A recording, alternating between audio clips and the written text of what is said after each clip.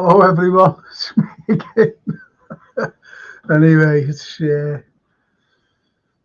just one of those bloody nights, isn't it? When you're Bayern playing Arsenal and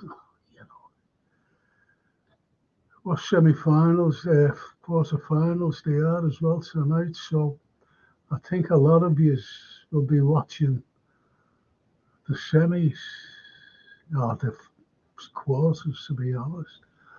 But anyway, I just want to say hello to you people. It's from Marie Stan. She's from Montenegro, Big Red.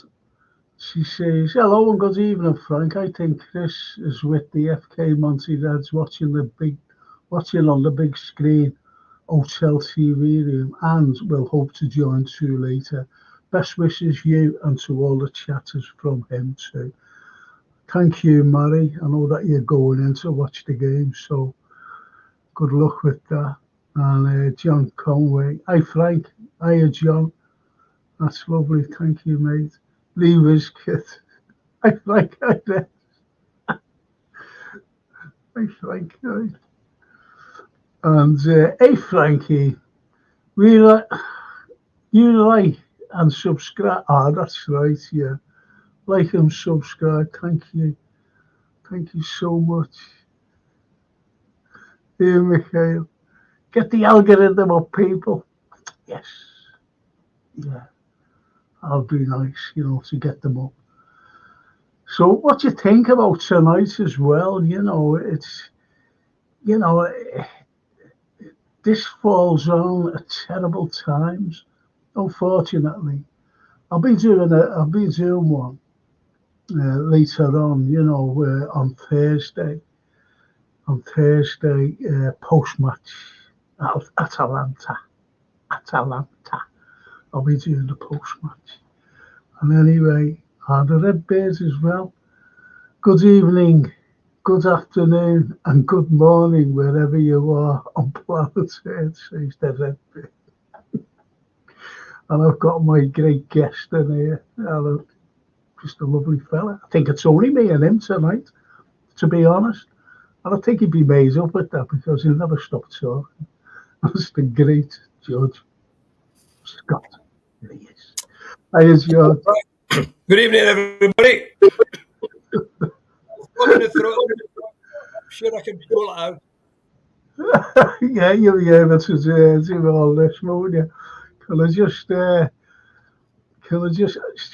Marie Stan, she's Marie, Marie, I don't know how to pronounce your name because she's Montenegrin. Open both English club sides tire themselves out during these games and get distracted. Can you tell me if I don't know? Can you tell me if you're male or female? I'm not going to say or both. I just don't know. I don't know whether to call you he or she. You say, please let me. Mary, that's how you pronounce. So she's a female. Thank you so much, Mary. Love you honestly. And free Frankie if you want me on. I can't get. Yeah, the thing's being sent out to you.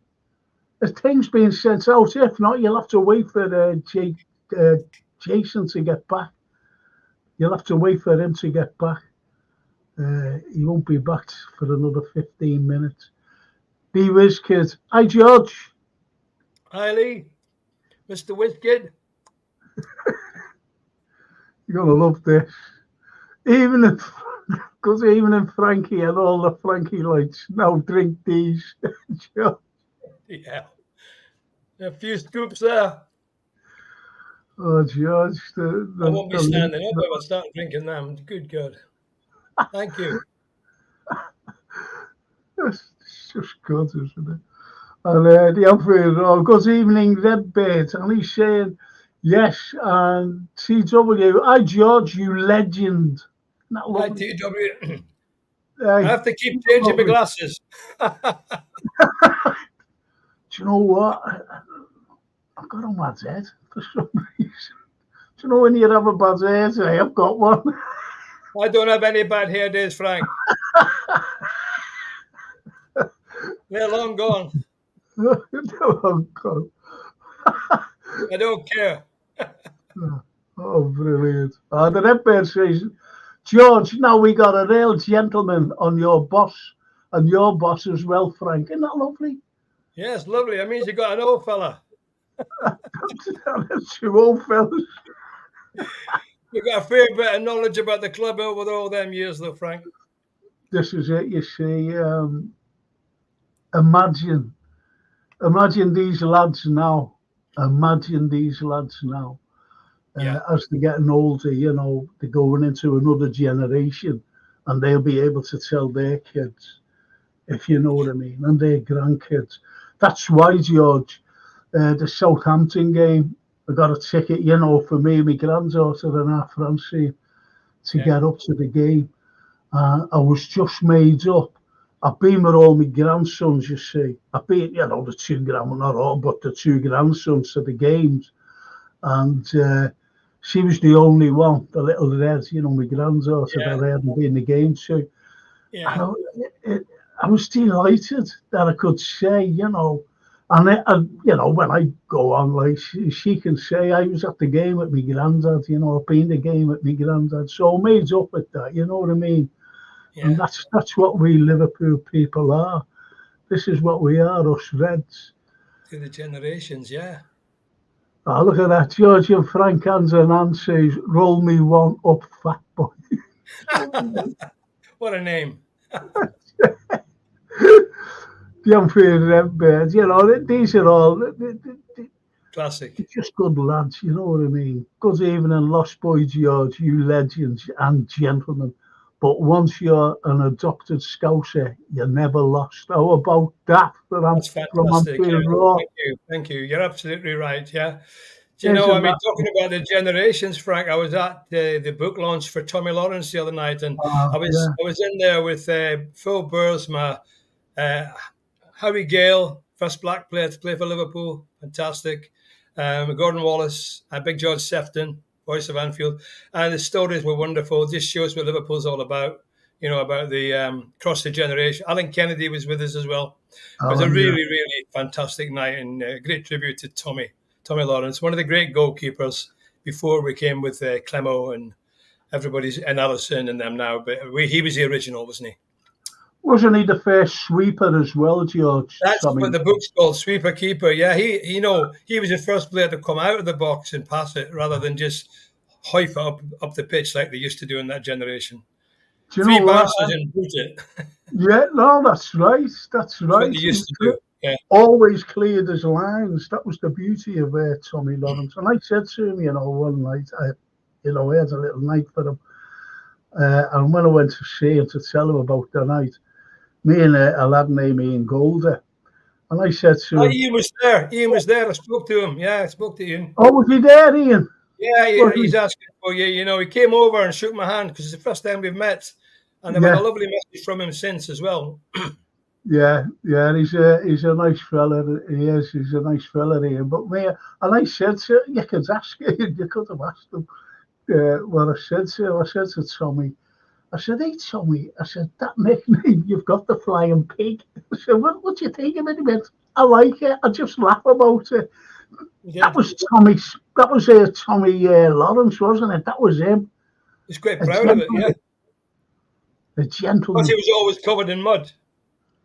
But I think that Anfield Road, that post there, good evening, Lost Boy George, you legends and gentlemen. But once you're an adopted Scouser, you're never lost. Isn't that brilliant? Oh, yeah, that's so true. Oh, can't quite master the accent, but the heart's here. Thank you so much. That was a cracker for that. Lovely. And roll me one up, Fat Boy says, did you get my autograph, Georgie boy? Did you get an autograph? I didn't get your autograph, no. Oh. No, I think he asked you to get an autograph. Oh, he asked me for it, yeah. Oh, right. Yeah, well, I can sign anytime he wants. How do I get it to him? Don't worry about that. He's coming up to me, George. He's going again, before the end of the season. Well, let me know. Let me know, and I'll sign a book for him. just all you've got to do, George, I want to see you before he comes up anyway, because Yeah. I've got something Okay. for you. I will. And Yeah. just bring it down then. Is that okay? I'll bring it And down I'll for pay you. for it. Sign it, Oh you give no, it he's to got it, hasn't he? So what I'll do, you've signed mine, haven't you? God blimey, it's all it. me. Anyway, Do I sign it to Romeo over Fat Boy? From one true red to another. why not? You better get me his proper name. Oh, bloody hell. Paul Turner says, even if Frank, even and George, hope you're okay. Hey, Paul. Evening. And the Redbird says, Anfield Road breaking news. George ain't lost no more thanks to Frank finding them. Isn't that lovely? Yeah.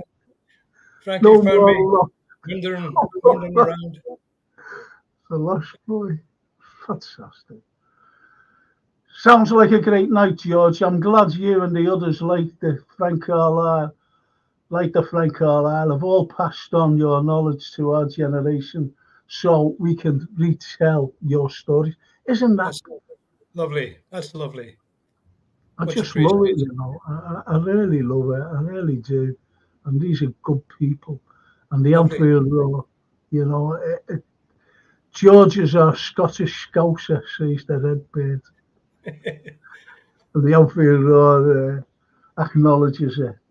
They're He all is. great lads. They're all great Yeah, lads. Fantastic supporters of the club. Wonderful. absolutely. We're the boys.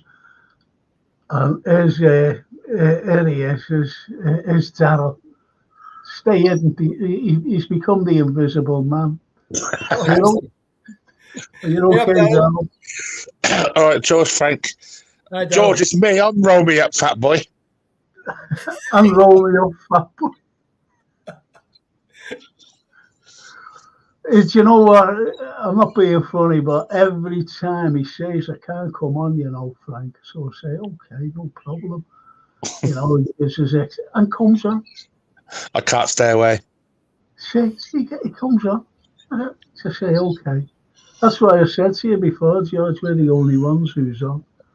We're the only ones who's on. I'm going to tell you something, George, in a minute. Soul Boy Frank. Evening, Frank and George. Are you planning to go any more games, Frank? Can't get a ticket anymore. Only hospitality now.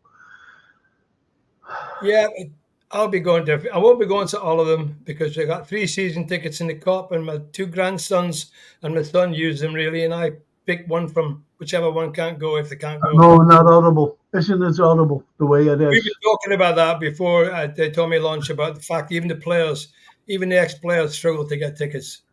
I know. Don't get me started on that, George, It's please. so,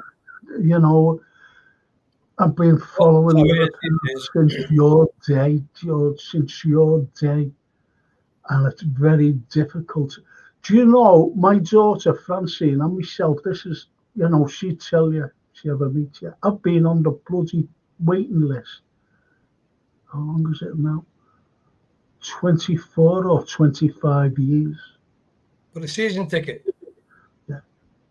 I know. So it's just ridiculous. And we never get an acknowledgement. Francine's in one of these fan club things, to get tickets. And sometimes she's lucky. And my grandson, James, he gets them, and he's an ardent Red. And, he says to his mum, Francine, listen, mum, if I'm not going, I'll give you my ticket. So she's made up with that. Sometimes he's only missed 1 or 2 games. Brilliant. He's only missed 1 or 2 games. The first game I brought him to was, sitting with me. And it was when we were playing Chelsea at Anfield. And Torres scored 2, in the last few minutes, I think 6 minutes to go or whatever. And Torres scored 2 in the cup goal, he was made up. He was made up, And he was a kid then, you know what I mean? Yeah. That was a bloody solicitor. It's unbelievable. He's got many, many more years ahead of him watching the boys. This is it, how lucky we are to have, a new generation now. But George, honestly, this is true. I've been looking at some, just popping into some podcasts. And what I can't get over, George, we're top of the league, right? Oh, yeah. Don't get me started on that. But we're going after the Euro Cup thing as well. We could win the league, and we've got a great chance of winning the league. Of course right? we have. And there's some fans saying, let's sell Salah, let's sell Nunes, Diaz, and that does me head in. And that was only on today. Yeah, I've seen it myself, Frank. I've seen it myself. I've seen quite a few, and I think they've taken George. leave of the senses. If they can leave of the senses, they're not true fans. They're just sort of keyboard warriors. They haven't got a clue about what makes a football club tick or what the football Premier League's all about. You're absolutely right. We're right at the top of the league. Right at the top of the league. We're only goal difference behind at this stage in the season. 7 games left. All the injuries we've had, all the VAR decisions we've had against us. Our manager's leaving the end of the year. We've got young lads coming through like a production, like ants out of a tunnel. We've got the greatest chance of not just this season, but future seasons. And I just get so cheesed off with these people. A lot of them are people from the Middle East or from Pakistan or somewhere, Singapore, and all these funny names. And they don't have a clue. They've never even been to Anfield. Never even been to here. Never seen the atmosphere in the club. And, they're talking about dropping Salah, getting rid of Salah, getting rid of Diaz. Sorry, George Klopp came out the other day after the Man U game and said, he knew that they were moaning, by the way. He knew. And he said, didn't he? He said, these boys have got us where we are today at the top. They got us to 71 points. And these will want to get rid of them.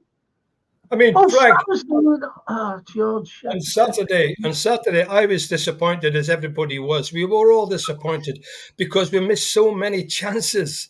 Because that was one of those games, 15 shots we had in the first half. They never had one. And we should have been 4 up. And we all know that. And we're very frustrated. And what really annoys me is the way they got onto the back of young Kwanzaa.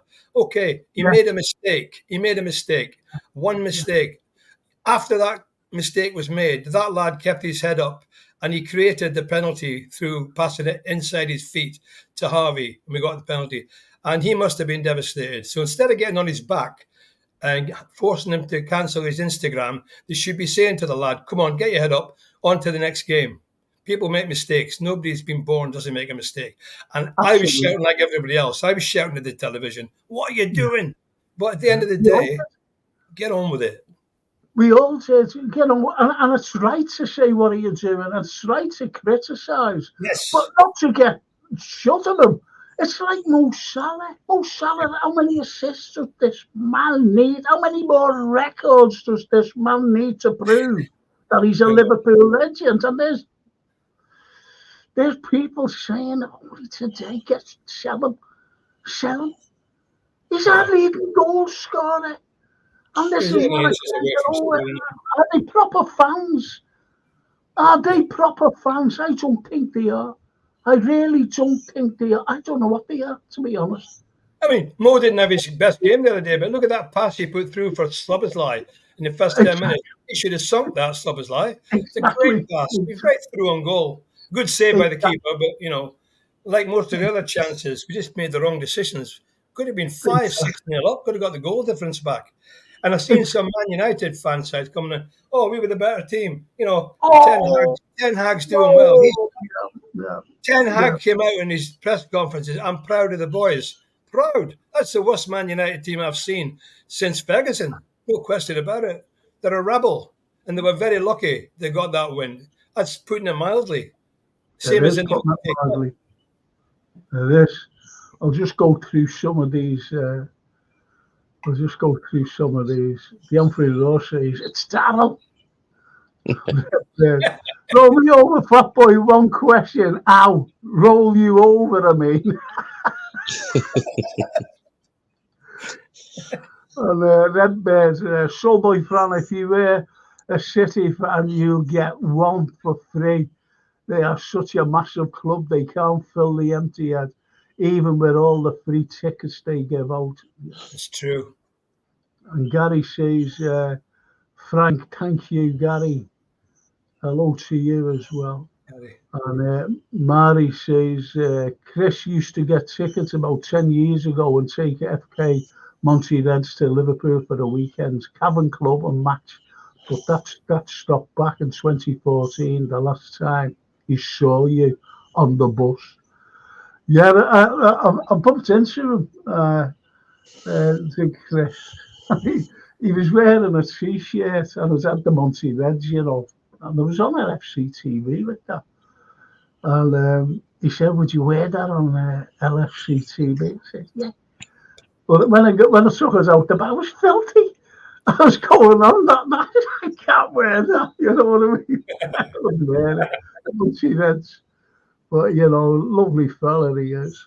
And Gary Rigby, fair weather fans, Frank. I've supported Liverpool since 1963.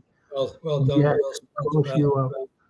And Redbird, I wouldn't go to watch the Blue Manx if they sent a helicopter to take me there, says Marie. Yeah. I would say. A lot of so-called modern fans, says Redbird, don't deserve to support Liverpool, and Liverpool deserve better. They just moan constantly. Try supporting like a real fan does. Yeah, we've only lost 2 games all season. You know, one of them we were cheated out of at Spurs. Do you know what? Andy Nugent. Well, what Redbird said there is it's a proper comment, because you know they're not like us. They're not like us. No. And Andy Nugent says Sporting Lisbon manager. Yeah, he's being in tour. I don't know. I don't know what to believe anymore. You know, there's so much. I mean, you look at that Manchester City when they won the European Cup. That tour of the city they had, it was a joke. And when Liverpool won, you couldn't see the Albert Dock for people. Oh, Jamie, sorry I couldn't join tonight, fella. I will try and join next week. Jamie, thanks, mate. I know that you're busy because he just had a pod there before. And, I had a look at what he was saying about the team that Amarin would put together if he came in. You know, the formation that he would play. It was interesting to look at that. Yeah. It was interesting, wasn't it? Yeah. I just took a freeze frame of it. I had a look at it. But you know what? Someone said, you know, like, a comment said to him, he said, hey, Jamie, you don't want Amarin. And he said, I never said that. People, you know, they don't listen properly. They don't listen properly at all. And, you know, he said, I never said that at all. He was all gentle about it and everything else, you know. It's probably late. Never went like, it's sods off, you know. He never said anything like that, which I would have done. But he was gentle, he was nice, and he just said, I never said that. But you could see that he was upset because he was misunderstood. But people should. It's probably Lee, Frank. No, it wasn't. It was some joke. Lee in disguise. Yeah, Lee in disguise. So listen, George, you know, like the game on Sunday, you know, let's be honest, it was 2 points dropped. No matter how you look at it, it was 2 points dropped. And we should have buried them. We should have buried them in the first half. And what was your feeling? Be honest, George. You know, when we went 2-1 down, did you think, like, this is it? You know, we're not going to win this. We're not cut out to get a result here. Did you think that when we went? I was just so down because, you know, This is a third time now against these. I mean, 0-0 at Anfield, we were all over them. They parked the bus. The FA Cup, we were all over them, created all the chances, and we're all over them from start to finish. And then they ended up with Nunes giving a silly pass across the middle of and then just like Gerrard did the other day. So that's twice in successive games we've gave them a goal. And we just did not take our chances. Every single player there, Diaz missed 2, Szoboszlai missed 2, maybe 3, Salah missed 2, Nunes missed 2, maybe 3. And of all of them, at least 4 should have been goals, without doubt. Absolutely. Least possible 3. We got so many chances, and you're just picking the wrong shot. Nunes was hitting the ball getting kicked off the line. That one when Salah went down, passed it across, and he side-footed it back across the goal. I couldn't believe it. Yeah. But seriously, Frank, I think we just seem against United, when we go to Old Trafford, we seem fated somehow to have this season anyway. I mean, last year was great. We were winning 5-0 and 7-0 and everything. And we should have done the same again at the weekend. We should have won 5-0. We're 5 better. Yeah, of course we should. And we should never have conceded 2 goals, ridiculous goals. I just hope that doesn't come back to bite us at the end of the season. That's my fear. As you said, it's 2 points dropped. And I can't see City losing another game. I could see Arsenal possibly dropping a point or 2, but I can't see where City are going to lose, looking at the fixture list. Yeah. But we're still ahead of them. We've got to win every game. It's in our hands with City. Yeah, we've got to win every game. I think we can. And I can see Arsenal dropping a couple of points, actually. Yeah, they've got a few tough games. That's United. Yeah. Did you see Klopp's comment? I think he's trying to a bit of gamesmanship there. He said, when the Arsenal come here to Old Trafford, they'll batter these. They'll batter them. These are rubbish. Yeah. And now he's hoping to get United's back up, I think, maybe to try. But I can't see United beating Arsenal. Not unless they have a huge improvement. No, absolutely. But we're ahead. This is all that I want, that we're ahead of Man City. Yeah. And we can win. We can win all our games. Do you know what? Getting back to what I was saying about these so-called fans who saying get shut of in, get shut of that. You know what? The season's over now and all this bloody nonsense. Is that this weekend could be change again. We could be top again. Of course. You just don't know these things. Drop change all the time. The only position counts as the end of the season. The thing is, you don't know which Aston Villa are going to turn up for the Arsenal game. They might come out and be amazing. Yep. Absolutely. Yeah. Well, would you agree? I'm just going to go through these here. Just bear with me, boys. In my opinion, to compensate for the load, we could play virtual 2 teams for the EPL, AB, VVD, Mac Darwin, Trent, Diogo. See that? Diogo.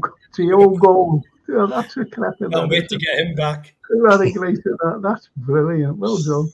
And Kofi Euro. Keller, Gerald, Dom, Connor, Robbo, Cody, Al, and Co as starters and mix.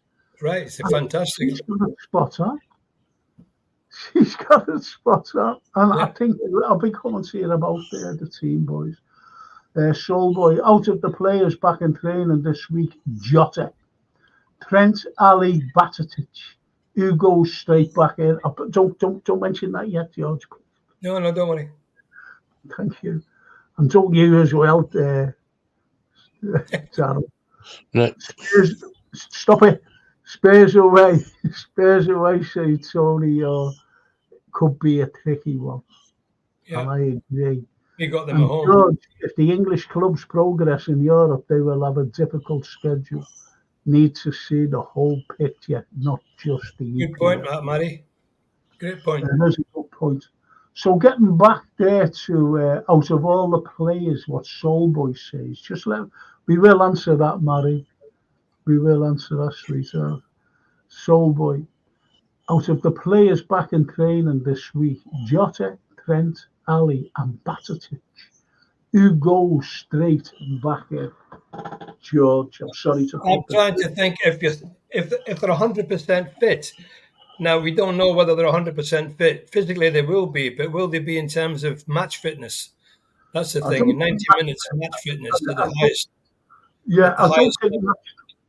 I'm sorry, George. I'm sorry. I don't think they're certainly not match fit. No, they're not match fit. So I'm not sure they'll go back in from the start, but they'll certainly be there to go on the pitch. Definitely. The one I want to see back sooner than any of them is Jota, because that's what we're missing at the moment. That killer instinct in the penalty box. I mean, Kelleher's deputising great for Ali, and we've got to make no bones about it. Alisson's the best keeper in the world. We've been saying that for a long, long time. So we can't lose sight of that. So Ali will come back in, I think, to be sure. I'm not saying he'll come back in for the first game, but in the next few weeks, next few games, he'll be back in. He needs to get games. Trent, we miss Trent, I think, as well. We miss his distribution.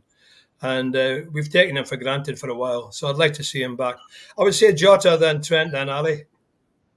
Bastard, I'm not sure about Yeah, Batatic, he won't get a game simply because he's totally unmatched fit. He hasn't played really since last season. So he's got a bloody season. He might get on as a substitute in one of the games in the next 7 games, but, he might. He might, but I wouldn't risk him, I'm being honest. No, I'll leave him till next season. I'd wait till the pre-season and see what our new manager, it's not all signed, sealed and delivered. See what he thinks of the lad. He's a great prospect, though, Frank. He's a great prospect. Next year, that lad's going to be a big star, I think. Maybe it's 100%. Of course. Well, I said last season, even today, I made a comment, I think it was on Jamie's pod. I said, Batatic, I said, he came in to a side that was playing awful. And he did, didn't he? And we had all the injuries as well. But he's shown like a beacon. And you could see the potential. That's what I said, you could see the potential in the lad. But what's more concerning now is the injuries. Because they're not just like growing things. It's a couple of more injuries. When we thought he was fit, then all of a sudden he was injured again. Yeah. So, this is what's concerning for me. That's why I said, leave us until next season. But let's see what the new manager, says all about it, to be honest. Yeah, that would be the safer option, I think. Yeah. But, Jota, I'm going to ask you to, I'll go with Darryl here. Yeah. Jota, those missed chances, I'm not just talking either about the Man United game. I'm talking about previous games as well. All these missed chances. Do you think Jota would have put half of them away, or at least half? Darryl? Yeah, no way, no two ways about it. There's been so many big misses. Diaz's misses. Jota would have buried them. So Szoboszlai's miss, Jota would have buried that. So many chances you can think of. Jota probably would have scored every one of those goals. If I'm being honest. What about you, George? Yeah, I think he would have scored quite a few of them, to be honest, because he's a born poacher. He knows where the goal is. He's got great timing, gets in the right places to put it away. I noticed that comment from Jamie Carragher, and I tended to agree with it. He said Nunes is brilliant for the effort he puts in, the work he puts in. He can score spectacular goals, but he's never going to be the finished article in terms of being clinical. It's not in his nature. He's too rushed. And I noticed that for a long time. Same on Sunday. He doesn't think to stop the ball and place it. He just runs and wildly hits it. Sometimes it comes off and he scores great goals. But I love him. I love Nunes. I mean, he's a fantastic striker, but he's not in Jota's class as a pure striker. What was you sell him as some people suggest? Nunes? Yeah. No, honestly, what a couple come out with. Sell the front three. That's Diaz, Nunes, and Salah. That's what I'm saying, George. What are you talking about? That's crazy. I've got a big 65-inch telly that I look at, the games and whatever. No, I don't pay too much attention to that stuff. The same in the papers. Again, in the paper, somewhere I read today, PSG are after Diaz. Why would he go to PSG when he's at Liverpool in the Champions League next year? Yeah, I heard that 75 million or something. In the French league, who wants to go and play in the French league if they can play in the Premier League at the top of the league and in the Champions League? And don't forget, he must be thinking himself as well. Like, we're only gelling. This is a new side. And this is what I keep saying to people and keep saying on pods. Yeah. What other team, including City and Arsenal and anybody else around us, if they brought in a brand new midfield, where would they be? Yeah. We wouldn't be doing what we're doing. And that then again, that proves what our squad is. Yeah. It's incredible, George. We're well overachieving where we thought we would be at the start of the season. We didn't think we would be winning the League Cup, heading towards the final of the Europa League, winning that, and perhaps winning the Premier League. Yeah. That's what we can do now. 7 games away. Exactly. So you can imagine what we'll be like next season after all this gelling is done for next season. Yeah. And I'll just go through these. I'll give you a little break. Marie says, Solboy Fran on bench and Trent and Diogo start Sunday. Stefan minutes. That's what she says. The Redbird. Algorithm time, people. It's like that. Like, or Frank will have to take one of those little pills. Oh, come on. I haven't got one like them. People are looking in. It's crazy. The Redbird says Jota would have scored most of those goals without even looking. Yeah. And carries on by saying, let's just sell the lot and I'm done with it. Yeah, someone said that. Someone said, keep cases and sell the lot. That's all he says. Sell the lot. I know he was being facetious, one of the lads, on there, because he must have been getting fed up like me.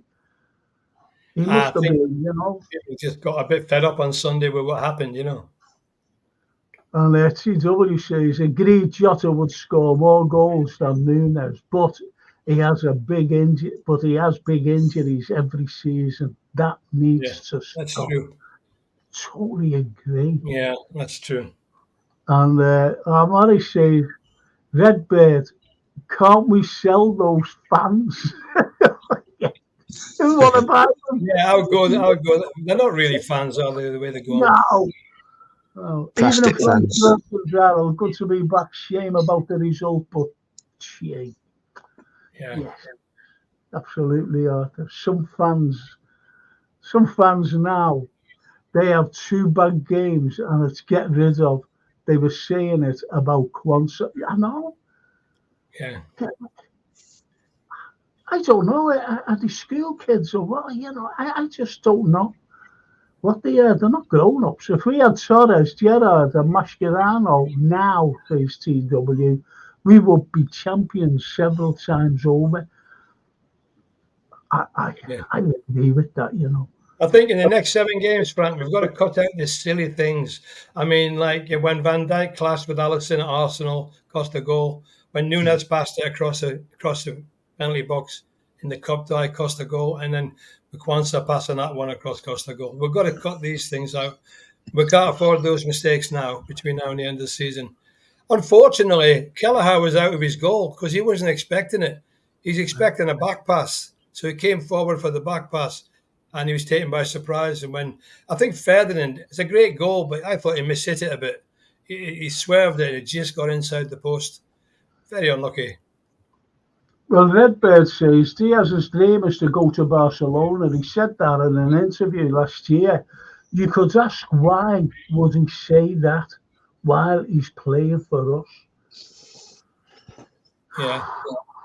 They're 8 points behind Madrid in the league. Do you know what happens there, George? Like, Diaz can have his dream with them all he likes, but we all know, as do the fans and so do the world, that Barcelona has got a transfer embargo. They can't buy nobody.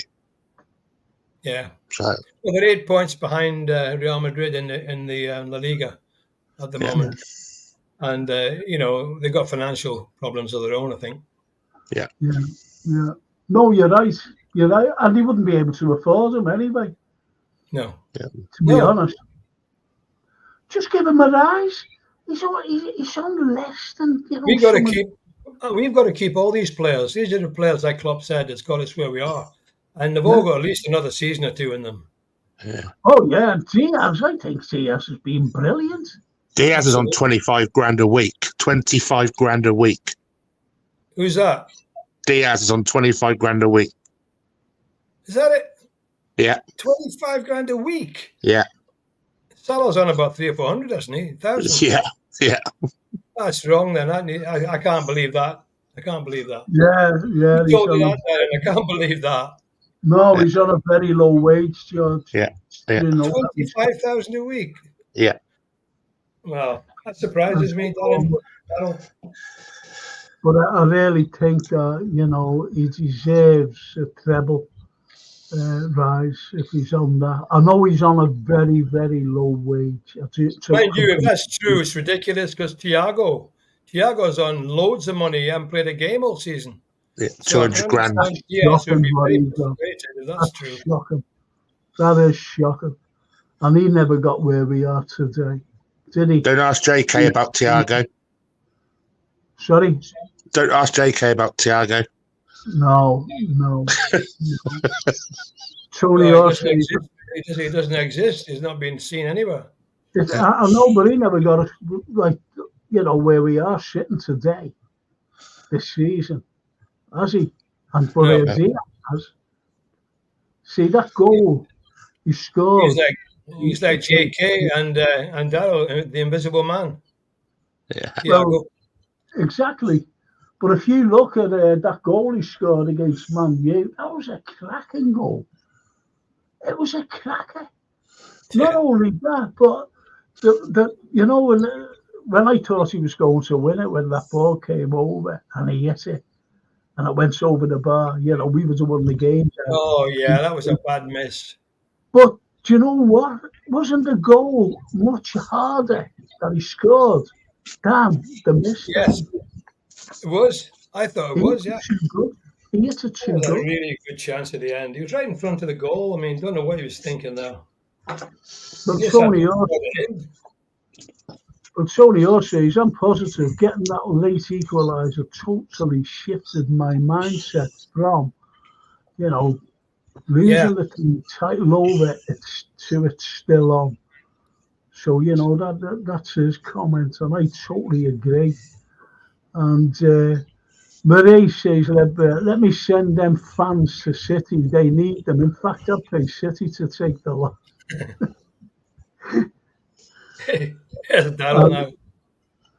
But as Redbird says, Diaz, 25 grand, no chance. I'm not having that. I'm not having that either. I'm not having it. No, but, I've got to say, Darryl does all these stat things, he looks into everything. But honestly, I do know myself that he's on a very, very low wage compared to other players. Very low. Yeah, but that's very low. He's on a very, very low wage. Many Premier League players on less than 25,000 a week at the top level. That's mad, though. Players, Soulboy says, players will go when the new manager comes in. It always happens. Just hope he keeps the right ones. Good shout. Redbird. Thiago should have been Thiago. Thiagon. Should be Thiagon. Arsenal losing. City losing. Yeah. Please, lads, don't come out with scores. Oh, please, because it distracts. Watch the game by all means and do your comments, but distract us from what we're talking about. And so they all must have two tellies in the house. He's watching the two games.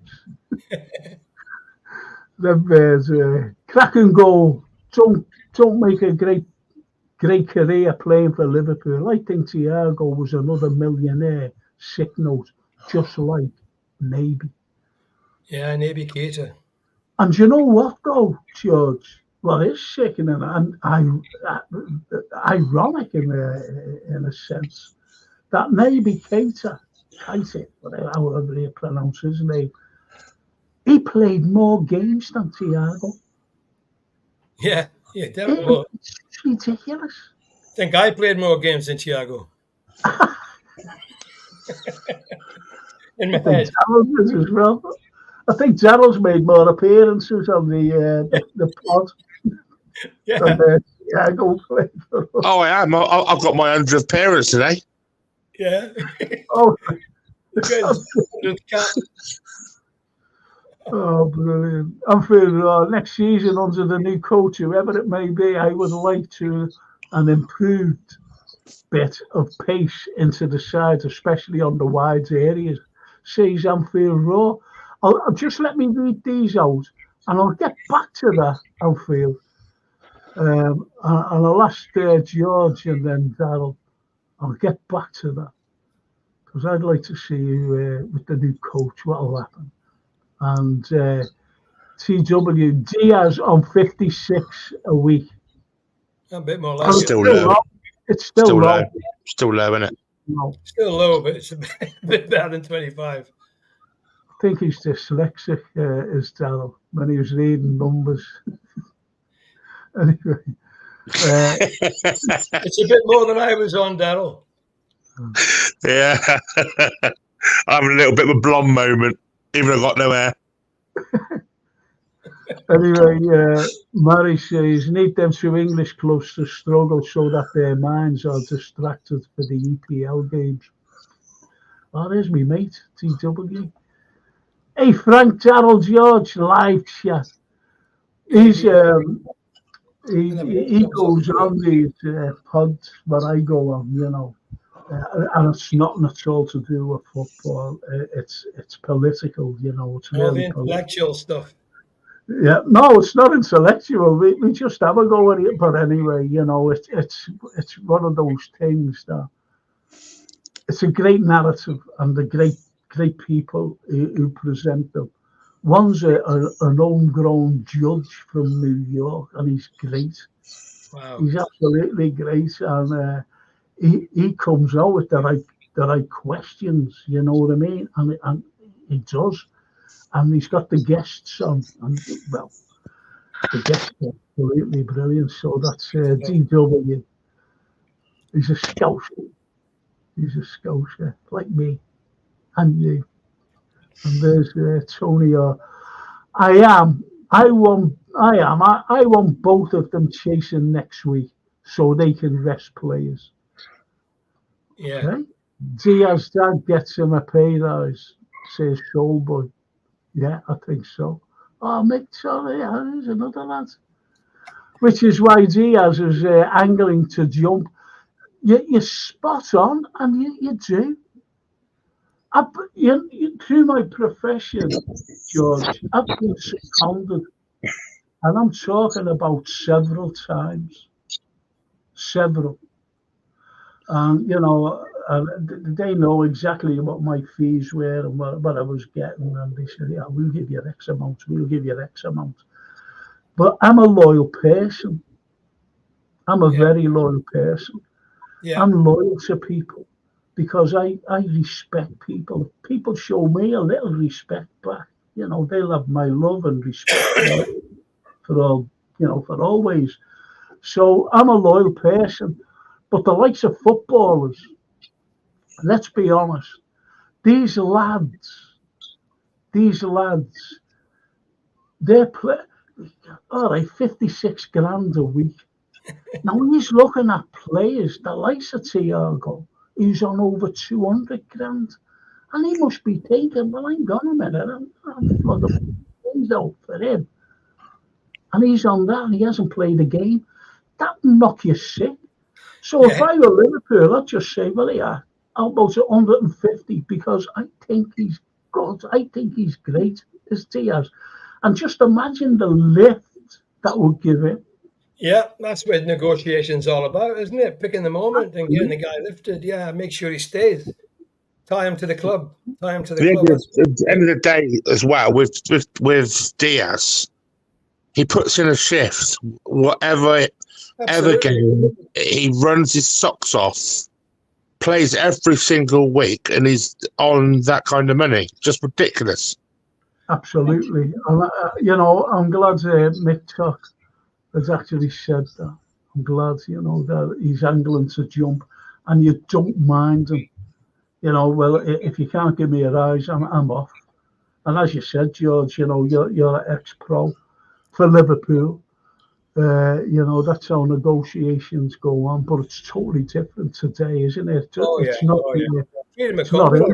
the agents, isn't it?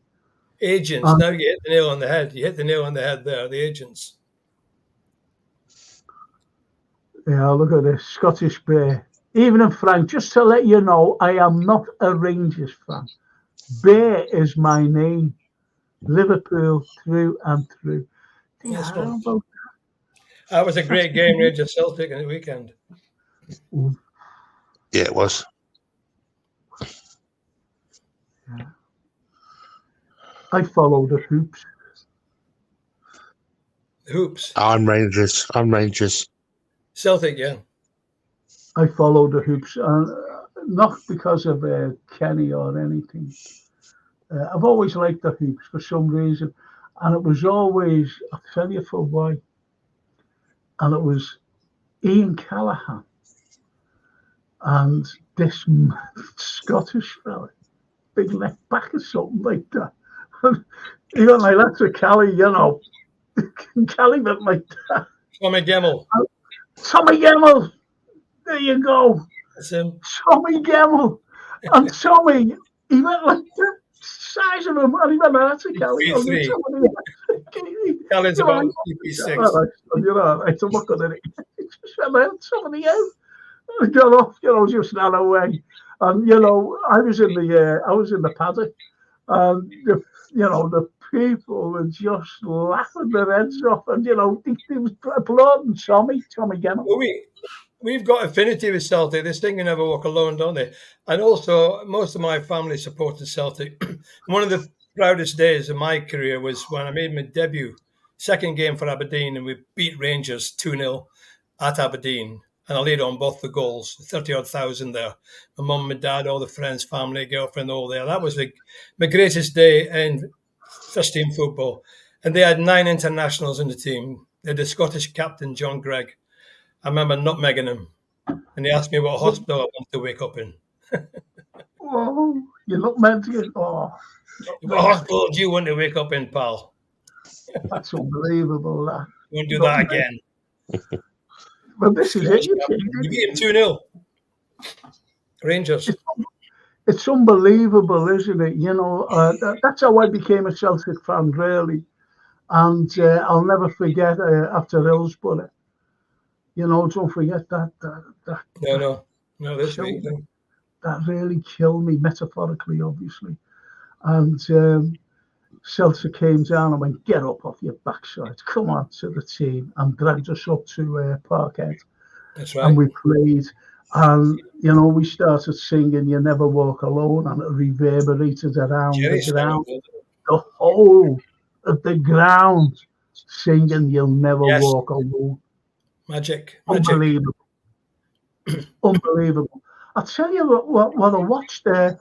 I watched a vlogger, whatever they're called, and he came to Liverpool. When we played Union in the Europa League, a month or two ago, and he's got it, and he's like this, with the camera, and you see the singing "You Never Walk Alone," the cop. It's great the way he did it, and he's standing there, and all the Union fans were singing along.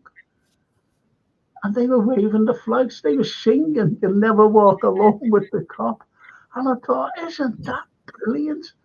And he says in English, wow, Yeah. Yeah. No. And if anyone hasn't seen it, just try and get it on there.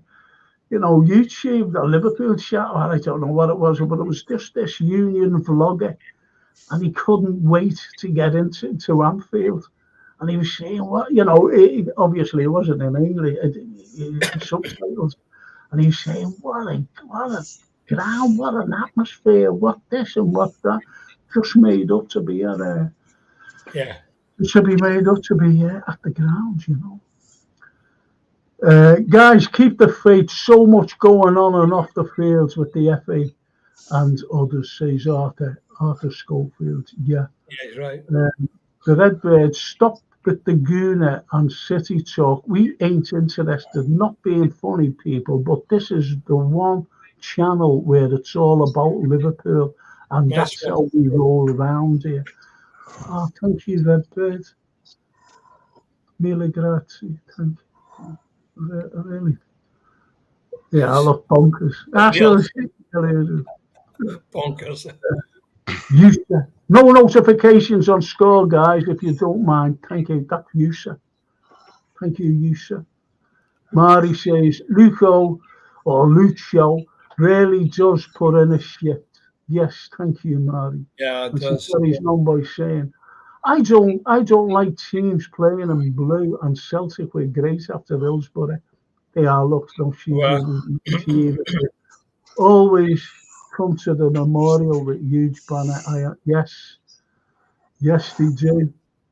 Yes, DJ. Yeah. Mary. Oh, nice one. Lovely. Oh, not lovely.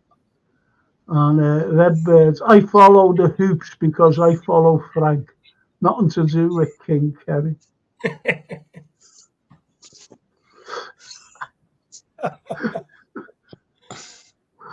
you know what? I can't wait to meet up with all these people, Can't wait. I remember Gerrard, he used to be on my show, my ordinary show. And he was out with his wife in the supermarket. And this fella comes up to him and goes, Are you Gerrard? Are you Gerrard? And he went, yeah. And he went, I'll see you on your kid's show with you. He said, you said, good. And he went, do you know what he said to me? He said, do you know what, Francis? I was starstruck. Just like someone coming up saying, Gerrard. Strangers in the town where, you can starstruck. Someone, Francis, have you ever been to Celtic Rangers game? I was at Parkhead when Souness got sent off for Rangers. No, I wouldn't try one. I've been to the San Siro, though, for their job. Yeah, I've been to Rangers Celtic game. It was amazing. Incredible. Bands travel, I don't know whether it's still going. They used to do little coach trips there. It was great. It was great. Redbird, stop with the scores. I'm getting wound up now. I'll tell you what, I'm normally one for that, and I don't do it anymore. There's, come out with Redbird, or he'd come over with his D9, because a D9's a big bomber. It's a big plane. It'd take a lot to blow me up. Yeah, Redbird, he says, I've been to Celtic Rangers game. The fans are brutal. Well, it's all sectarian. It's all sectarian. It's the Billy Boys and the Catholics. That's deep-rooted for many years. When I went away for a season to work to try and get some money, when you're skint, in education, went down to Torquay.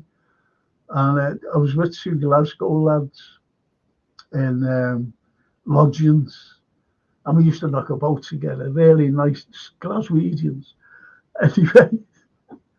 Anyway, they came up. I said, I've got to get back. I've got to go back to education. And anyway, I said, yeah, I'll drop in and see me. And he said, yeah, okay. So anyway, they gave them the address. They finished the season off, working the season, that is. And all of a sudden, he just knocked on the door. No mobile phones, no nothing. We never even had a phone in the house, you know. He was a knock on the door, and there's the two lads standing there, John Gilhooly and Billy Agnew, and both one Celtic and a Celtic, you know, both Celtic and Rangers. Anyway, I said, hey, I come in, lads, you know. Anyway, they stayed till for the weekend, and they said, come off next weekend. So, you know, I said, I'll try see what I can get, you know, some money wise. They said, don't be worrying about that. And I went up there to, do you know where they lived? Castle Milk. Oh, Castle Milk, yeah. And I get off at Central Station, and I said to them, it's just like getting off at Lime Street. And, you know, John Gilhooly, who was staying there, he went, that's what I said to you, didn't I, Mum? You know, he was talking to his mother. She said, yeah, he did. Just Lime Street was like Central Station. But I tell you what, when we went out that night, Saturday night, no. Oh, blimey. Wow. Oh, whoa. Saturday night at the movies. No, it wasn't like that at all. It was. But anyway, great time up there, great people. And they can drink. Yeah, and they can drink. Whiskey and chasers.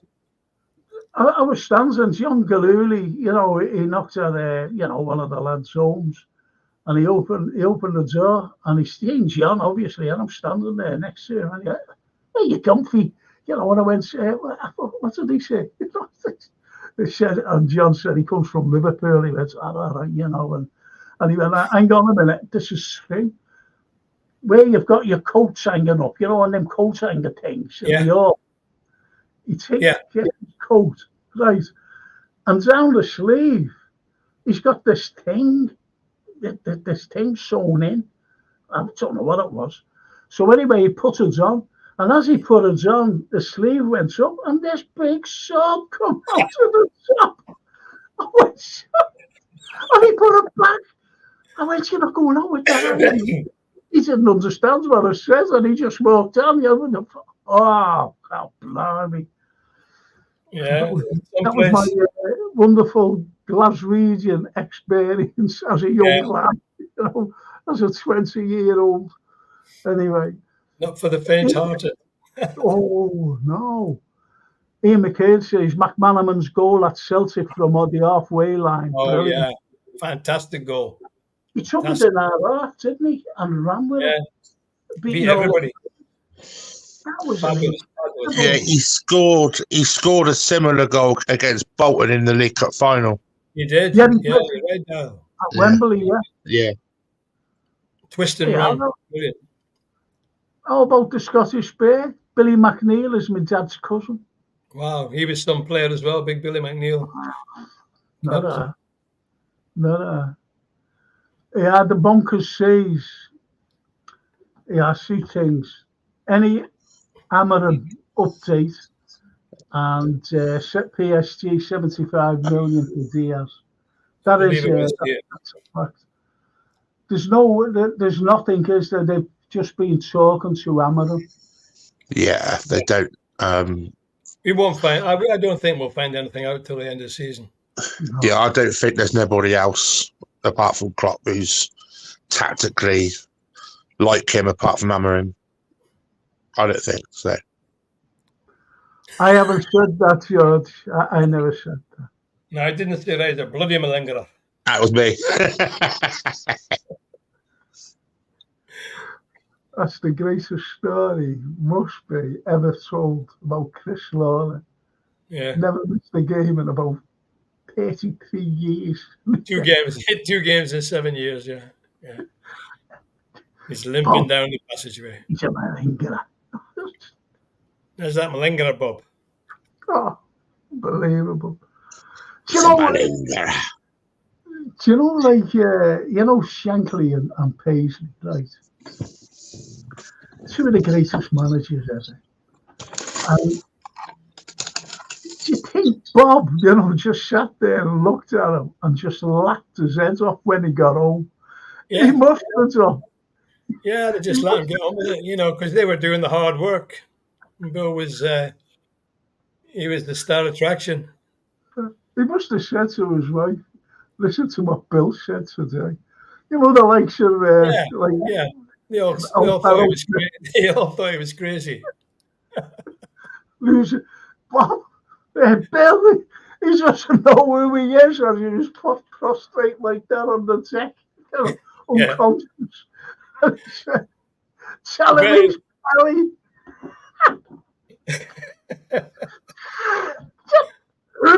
One that made me laugh. I may have told you before, but the one that made me laugh was Jerry Byrne. Tell him he's Kelly. Oh, Frank's lost it. Frank's lost his head. He can't laugh at what Shankly said. Tell him he's Kelly. I told him that at the Tommy Lawrence launch and he took the place apart. I'll have to go to Law and pay myself. I'm sorry. I'll tell you the other story, Darryl, while he's gone.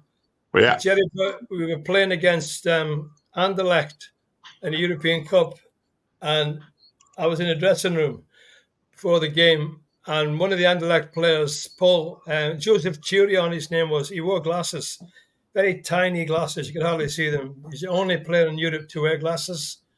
And Shankly got hold of Jerry Byrne before they went out, and he said, Jerry, a left winger wears glasses, son. Your job, get the glasses and throw them in the cup. And Jerry said, okay, boss, okay. And as they were going out onto the pitch, Jerry said to Bob Paisley, how long should I wait till I get the glasses, Bob? Bob said, he's bloody joking. He must have had the biggest sense of humour. Jerry would have done it. He'd have got the glasses and thrown them in the cup, There was some great Shankly stories. I remember one when Dennis Law told me about the Man United team were coming to Anfield. They're coming in the car park. George Best, Bobby Charlton, Dennis Law, and Shankly was coming out of the Daily Draw office with a ticket in his hand. And Sir Matt Busby was there. And Shankly shouted to Sir Matt Busby, he said, hey, Sir Matt, I've just bought a ticket in the Daily Draw office. It tells you the time of the away team's first goal. It says a fortnight.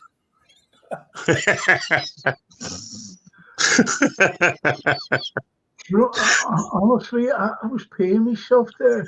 I've got to ever since me off. It's terrible. And I've only got to stand up when I want to run the league. But when I was laughing there, that's what me and you were talking about last night, Frank. That our bladders got a bladder problem. Yeah. But anyway, Neil Broderick says, I see Arsenal have stolen our LA song, Classless Schooners. I don't want to know about them, I'm being honest. All the songs are our originals, aren't they? Sorry, mate. Frank, Castle Milk and Cocktails, say Scottish Bear. Cocktails, Castle Milk and Cocktails. What kind of cocktails? Exactly. And Redbird, Amarim release clause with Bayern is €20 million, but the club have agreed to let him leave for €10 million if a top club comes in for him. I read that today, yeah. And Lee Wizkids, it's unreal the number of breaking news headlines you see about Amarim. That haven't got anything new. So that's what I mean about, some podcasts. I'm not talking about Jamie Phillips. I'm really not talking about him. I'm talking about other podcasts. And really, they're coming out with, they're only reading out the papers and tweets, of, journalists and whatever. And that's why, there's only a few I watch. Really, there's only a couple. That's Jamie's and Alex Gilday's Cop TV. That's what I watch. Yeah, Cop TV. Yeah, good. Because, you know, they're coming out with things. They come out about the match and whatever, you know, talking about the match. They're not coming out with, you know, just stories that we already know about out of papers. But they throw these headlines on, and people, Yeah. you know, us fans, you know, or other fans, not me, like, but other fans go on it open to hear what they want to hear. Yeah, I'm more interested in the season getting this Premier League. I mean, we'll think about Amaran at the end of the season. Exactly, it's as simple as that. I'm not interested at the moment. But as the league says, as the Whiz Kid says there, yes. And as the Redbird says, breaking news, there is no breaking news. Only rumour and innuendo. Yeah, Neil Broderick, when Bill woke Bob up and marched to the church in Italy because the bells were chiming, Bill knocks on the big oak door. The priest answers. Bill looks at Bob and says, "Tell him, Bob." He did. I was there. He says, "We know you're there. We know you're there." That's what he said. Tell him, Bob. Soulboy didn't exactly say he used that when he seen Alec Lindsay play. He said, "We've signed the wrong player." Yeah, what he said there. He says to Lindsay when he signed him, he said, "Look, son, I want you to do what you did at Brenton Park the other day when we saw you, when we looked at you before we signed you, when you lashed the ball into the net after beating two men." And Lindsay said, "That wasn't me, that was Bobby Kerr." And Shankly said, "Christ, you signed the wrong player, Bob."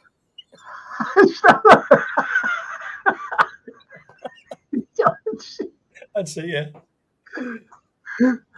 So that's a true story. Tongue in cheek, you know, tongue in cheek. So of course, yeah, of course. And well, the Scottish Bear says, and I think it's great because I know a few lads who go up there. I've been there. Fantastic. Very emotional. You know, it's good for the soul. Isn't that lovely? Beautiful. The Shankly family must be very proud, mustn't they, of, you know, the likes of the Scottish Bear going up there, the likes of our lads from Liverpool, Scousers, you know, going up there. Always to remember the man who built Liverpool. Oh yeah. I sent Emma Parry a reading of the last page of my book, and she rang me back. She was in tears. She couldn't hardly speak. They still love him. They still remember him with such affection. Chris Carlyle, Emma Parry, Barbara Alexander, and all those people. He was an amazing family man as well as a fantastic manager. So Karen Gill, you know, Karen as well. Yeah, she's lovely. She's you know, she's really proud of every Liverpool supporter. You know, amazing. She really is. I said to her, you know, I was talking to her on the steps of St. George's Hall when we were trying to get pics with Gillette out, which we succeeded with. And I said to her, I said, "Do you know what, Karen?" I said, "I never had a dad." I said, "But your granddad was my dad." Yeah. And she broke.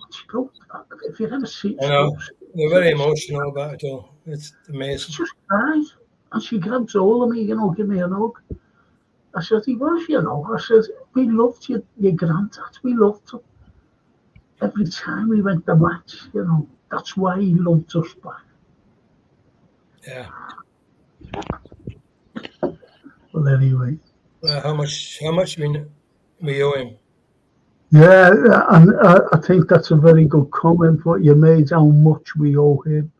Yeah. And how much we owe Bob Paisley, Joe Fabian, Kenny. You know, how much we owe the lot. Yeah, Howard Gale was saying that last night, how much they owe that generation, that first 1960s generation from Shankly and all the team, from all of us, all the boys that played then. We put the building blocks into the club, and other people have taken it on. Yeah. And it's so nice, you know, Cedric Lopez, big up Frank, George. Hi, Cedric. About me then. Oh, yeah, what about you? You're invisible. You're invisible. You're just a little white black, black. That's the eclipse. That's the eclipse. I'm a bastion. Sebastian. Oh, yeah. So, yeah. Devil's watching the eclipse. Yeah. So listen, George, you know that we're playing on Thursday, and you, Darryl. We're playing on Thursday. I don't care what anyone says, George. This is a very, very important game for us. Huge. It is huge. Thank you. It is. Now then, you know that we have to rest players because on Sunday is another huge game, right? Now, out of, we've all got a favourite 11, haven't we? We've all got a favourite. Forget the injuries now. Forget the injured players. Keep the injured players away from what, I'm going to say. And I'm talking about Jota, Trent and Ali. Keeping them out of the equation. What players would you rest against Atalanta? I would rest Kwanzaa because I think Kanate should play. Because he hasn't played a few games and I think he should play anyway. So I'd rest Jared Kwanzaa. Possibly might rest Robbo and give Gomez or Tsimikas. Having said that, I love Robbo, and he can always hit. I would say Kwanzaa in midfield. I would rest. Well, I would want Harvey. I want Harvey to play from the start in this game, and I think he deserves it because he was unbelievable the other day. He turned the game around for us, and I know what you think, Frank, and I agree. He's better in many ways coming on, but the lad deserves a break. He needs to start, and if he maintain that level from the start, we've got some player there. So I would have Harvey playing, I would have Curtis Jones playing, and I'd have McAllister playing. Okay, now that midfield, totally agree. I'd have Jones playing, I really would. And if he's tired, we can always bring on the likes of Endo. Yeah, exactly. Or we could always bring on the likes of Szoboszlai because I'd play Curtis as a number 6. I would. I think Curtis is great, All right, he wasn't so good when he came on against United. He wasn't outstanding or whatever. But I think he could do a great job against Atalanta. So totally agree there. The likes of Harvey, we could start him from the beginning. But I always prefer him. I don't know why. And a lot of other people, by the way, that he's far better as an impact player coming off the bench. But then again, we've got to have a strong midfield there already if we're going to rest players. Yeah, exactly. I mean, it's a fun one. You can bring on Szoboszlai, bring on Endo. I just think you can't go through your whole career being a player that just comes off the bench. You get I'm not saying that. I'm not saying that at all. I totally agree with you, by the way. I really do. You can't be a player that just keeps coming off the bench. So would you drop any of our forwards? I don't think the time's right to put Dan's in from the start. I'm not sure about that. Might be, but I think, I wouldn't do that.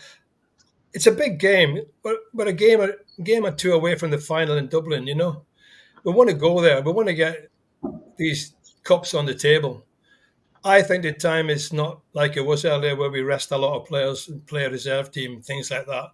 We want a strong team, a strong squad. And we will have a strong squad anyway because we'll have a real strong row of guys on the bench. Anybody could come on if the game's going one way or the other. You could play anybody in midfield, couldn't you? You could play Endo, McAllister and Jones, and then you've got Harvey and Szoboszlai and Gravenberch and Gakpo all sitting on the bench. Up front, you haven't got so much strength up front. You see, you've only really got Dan's, haven't you, in reserve at the moment because we've got the 3, Nunes, Salah and Diaz, and Jota's not fit yet. So there's only Dan's striker and Gakpo. So I'm sorry, George. I'd like to see Jota come on and get a few minutes. If he's fit, Yeah, if he's fit, Frank, definitely. But they reckon he's fit now. Well, he should be on for a while then, yeah. Last week, and they said he'll be, with the squad next week, which is Thursday against Atalanta. I'd love to see him come on. You give him the last 20 minutes or so, Yeah, 15 minutes or so. I'd love him to come on there, just to see him. And I'd give Dan's, if the game's going well, because he's an unknown quantity. Yeah. And he proved it against Chelsea. I'd have no problem with him coming on because he's proved himself that he can do it, highest level. Yeah. And, so he can. And he's only a kid, but he's an unknown quantity. Yeah. And he's a big kid as well. And he can head the ball, he can shoot a ball, and he's a good passer of a ball as well. He knows, how to, pass a bloody thing. You know what I mean? So what would you do, Darryl? Who would you like to see rested? But, as George said, have them coming on, if the game is like a little bit edgy. What do you think? I'm kind of with George on this one. I'd like to see Ebo come in for Quansah and Joe come in for Robbo, and I'd like to see Harvey play in the midfield with Curtis and McAllister, to be honest. And I think he might make a change up front. I think he might bring in Cody for Darwin on Thursday. All right, I'm going to, a few comments. Cedric says, I keep invisible from all the screaming fans after me. Good lad. Dear brother, waited in the old players' car park back at the main stands. I met my first boyhood idol, Kevin Keegan. It was magical. He was brilliant with us. Hope I meet him again one day. He's a lovely fella, Kevin. I mean, I was sat with him at Roger Hunt's funeral, and there you go. That's mine. Brilliant stuff. That's a lovely photograph. Yeah, that's mine. No, it's not. You're not getting it because you're invisible. And Shanks loved him. Shanks loved if you're him. invisible, you mightn't be able to hold anything, if you know what I mean. But that's great. It's right there. It is. I can't put my hands on. I can put my hands on your book, I think. He said to me, he put his arm around me and he said to me, "But you're the 12th best player in the world." Laughing his head off. Oh God, look at the hair. I'll try and make it look more like me, Frank. Yeah, look at that. Hey. Look at the ass. That was in the days of the... Where's the toupee gone, George? It wasn't a toupee, it was a quiff. Hey, you noticed, Frank, have you noticed? I ain't got my moustache no more. Yeah, I noticed that before. It's gone. Still there. He looks like the Eggman, doesn't he? I am the Eggman. I am the Eggman.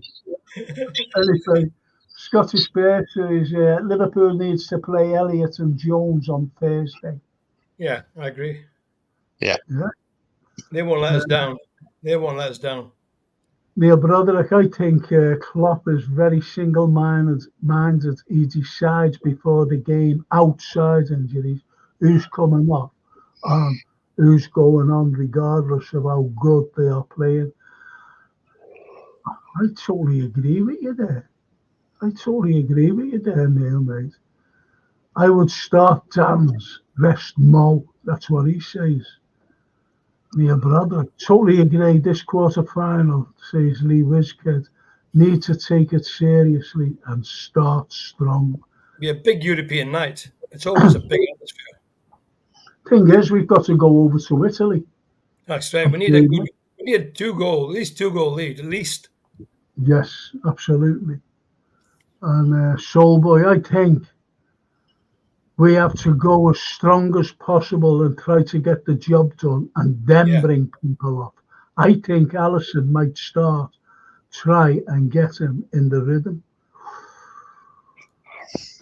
Well, I thought, Ali, I don't care what anyone says to me.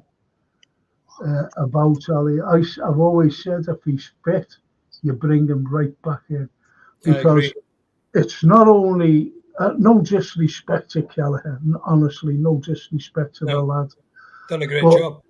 He gives 110% confidence to his defence and to the team, not just the defence, and to the team, Alisson. And that's what we need for the running. I think he should play against that Atlanta, in front of our crowd, to give him confidence after so long being out. That's what I think. Absolutely. I agree with you, Frank. I agree. Yeah, he's the best goalkeeper in the world. Yeah. And Brian Morrissey, evening, boys. And Mighty Mouse. Mighty Mouse is Kevin Keegan, wasn't it? Yeah. Yeah, he was Kevin. And, as Neil Broderick, we can't compromise our position in the league. Keep the big guns benched just in case it goes tits up.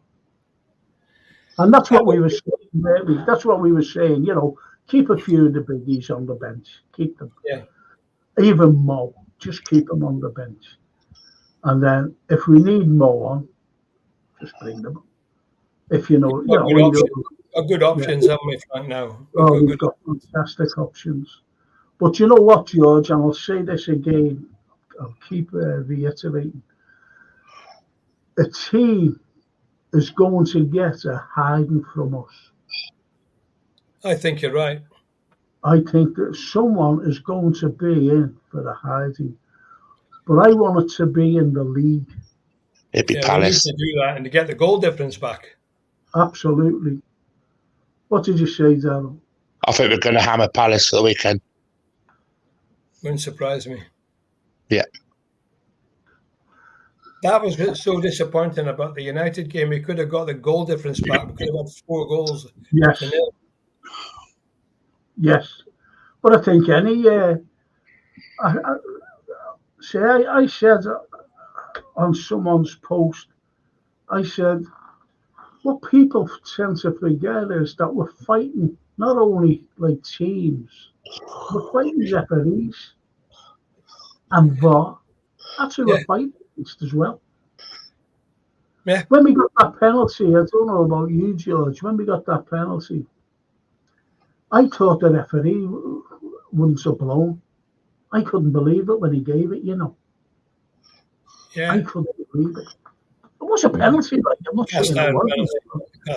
But you know the way referees, especially him. Yeah. Especially him. And I thought, anyway, he gave it, made up, right to the left. Yeah, get in there, penalty. And do you know what got me, George, again? Sorry to go on about this. What got me with some pundits and some fans must have taken it from what the pundits said. Right. I can't believe what I'm going to say, but this is what happened. If their goalkeeper, Onana, would have gone the right way, he would have saved Salah's penalty. You can say that about any penalty. I couldn't believe it. I don't know. I think I was talking to Darryl. You've gone the right way. Darryl, in all the years you've been watching penalties, has anybody ever came out with a statement like that? No one's ever came out of a statement like that. At the end of the day, well, that's stating the obvious, isn't it? If you went the right way, you would have saved it. If you're taking a penalty, if you're taking a penalty, George, the goalkeeper's going to give you the eyes, and the penalty taker's going to give you the eyes back. You're going to look one way, keeper's going to go that way, and your player's going to put the ball the other side every time. So ridiculous. But it was a brilliant penalty. Yeah. He sent the goalkeeper scurrying the wrong way. Yeah. But for someone to come out and George, I don't know what you've got against Liverpool. It frustrates the hell out of you. It does. Why have they said that? And stupid fans, Liverpool fans, said the same. It's all ifs and buts, man. All it is. Yeah. Anyway, let's get I mean, you just ignore them. Arthur Schofield. The first name given after the LFC that comes to mind is Shankly. I will always remember his speech in front of St. I was there, yeah. I was in the little. I was there, yeah. To both teams and supporters. That's what he was. He spoke to the fans. Besides, Yeah, what do you say, Frank? I told my players. Yeah, You know, play for you. Time and again. Time and again, how privileged they are to play for you. And if they didn't believe me, they believe me now. That's what he said. He did say that. He did. And we lost. We lost that game, that final. But you know what? Do you know what, though, George? You know what, if you ever see that again, you see our players all standing behind them. Tommy and they're Smith. all like school kids listening to the headmaster. They're all like... Tommy looks vacant. He looks completely transfixed. Oh, when he speaks, he speaks. That's it. And that was great, that. Thank you, Arthur, for putting that great memory up. Also, the defence trusts Ali more. Not saying they don't trust Keller, but Ali is the best. We can all agree with that. Thank you very much. Yeah, I got to agree with that. Thank you. That's a good comment. Only what we're saying. Brian Morrissey. Palace at home at the weekends. I'm not being arrogant, but I would go strong against Atalanta and cope afterwards. Jones in for Dom and Gomez for Bradley, but not much else. Yeah, I don't disagree. I don't disagree too much with that. We've got to go in strong. Got to win. Yeah. And the Redbird says, yes, pundit said United were robbed and we shouldn't have had a pen. Right, United were... And they did, you know. That's what I'm saying, you know. Yeah, ridiculous. How were they robbed? But we were robbed. My auntie has Wales. She will be a bike. I don't know what that is. That's to do with the penalty. Moving to the penalty. Yeah. Oh, I'm sorry. Yeah. Previous kids, Virgil in the last but one Carabao Cup final went the way the keeper was charging and still scored. And that was it, wasn't it? That was against Chelsea, wasn't it? Great penalty that was. Just went there, didn't he? That was good. And blew his cheeks when as much to say. Yes. And Brian Morrissey says, I heard that too. Salah only scored because Onana went the wrong way.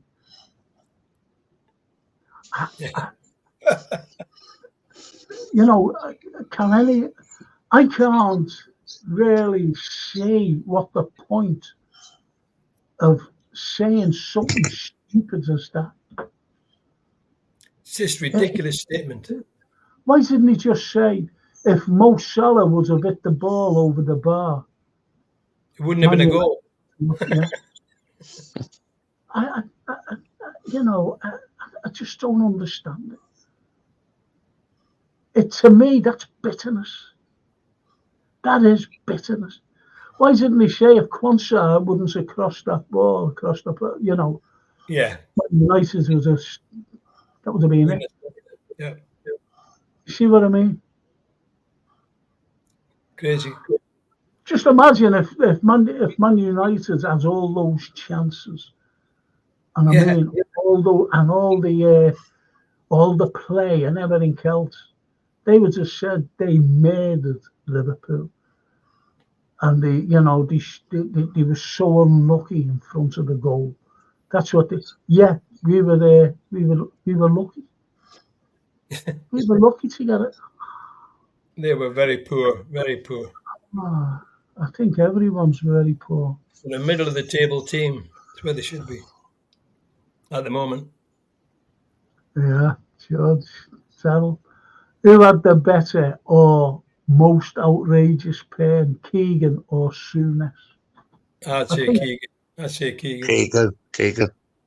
think Terry Mack comes into that equation. Yeah, Terry Mack had a good day per him, didn't he? Yeah. What about Abu Xavier then? Yeah. Yeah. Yeah. That was his style then, wasn't it? Yeah. Onana didn't go the wrong way. Salah did. That's it, wasn't it? Yeah, that's it. Spot on there. That's a cracker, that. Salah did. A very serious note, SOS put a statement out regarding the ticket price rising. They unbelievable got lambasted by so-called Liverpool fans. You should be grateful you got a season ticket, etc., etc. The local fan base, now in a minority, FSG, will be reading these posts and will use it against SOS. The price of a match ticket in the Prem is astronomical. Well, I said to Francine, who's it against? I said, do you want to go to the game? Oh, who was it against? It was only a week or two ago. And I said, do you want to go to the game? She said, oh, yeah. I said, well, we'll bring the baby. So she said, okay. And she tried to get, like, the cheap, like, tickets in the main stand. They're cheaper in the main stand, apparently. She said, Dad, I can't get any. I said, well, go online and see how much, if there's any for the Annie Roads around. And she said, okay. I said, don't forget, get 3. I said, so she said, all right, but you'll have to put me outside the ground. I can't do that walking again. So she said, all right, Dad. £1,020 each. That's crazy, isn't it, Frank? It's crazy. It's disgusting. It's absolutely crazy. That's the only way you can get tickets now is corporate.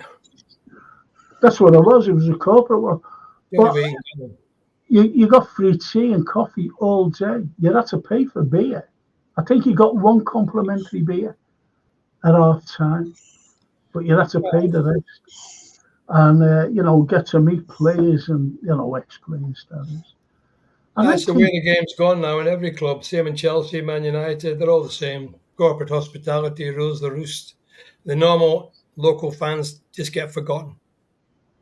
Yeah, well, 3,060 quid it would have cost me to take the baby. Gee whiz. And our Francis. And me to be pushed up there. But anyway, Soulboy, they all had perms, then Terry Mack, Phil Neal, and Tomo. Tomo, yeah. Yeah. Phil Neal as well. That's crack.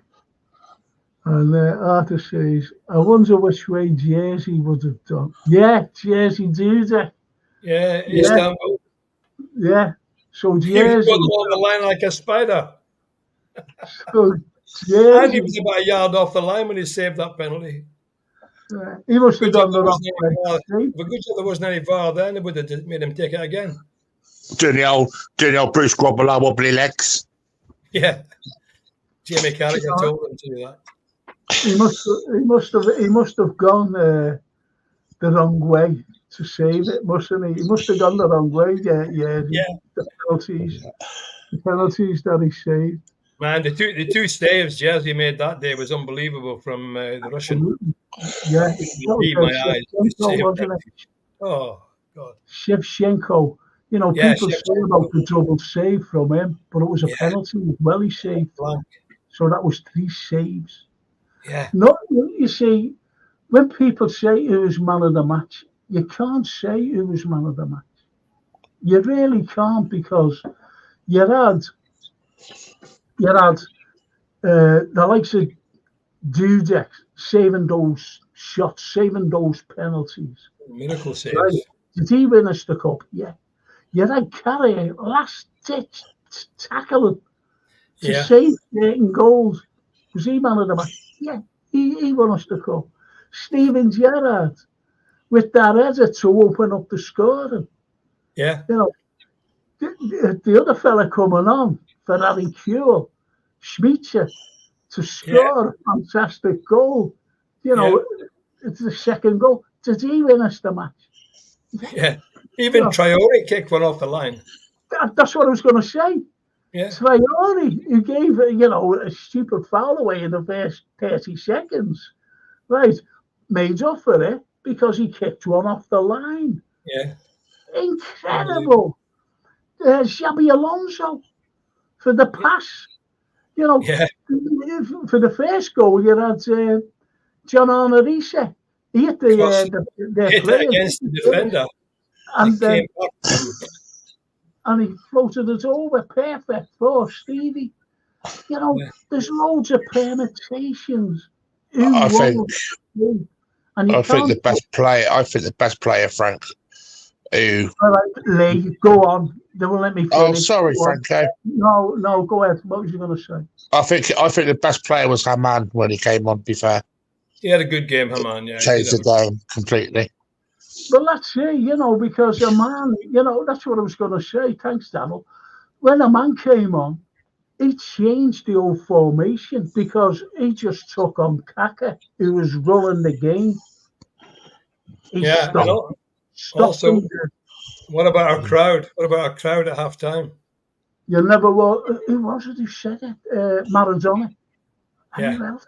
Someone else famous. I couldn't believe my eyes or ears that day. It was just incredible. 3-0 down. 3-0 down. The noise they made singing that song was fabulous.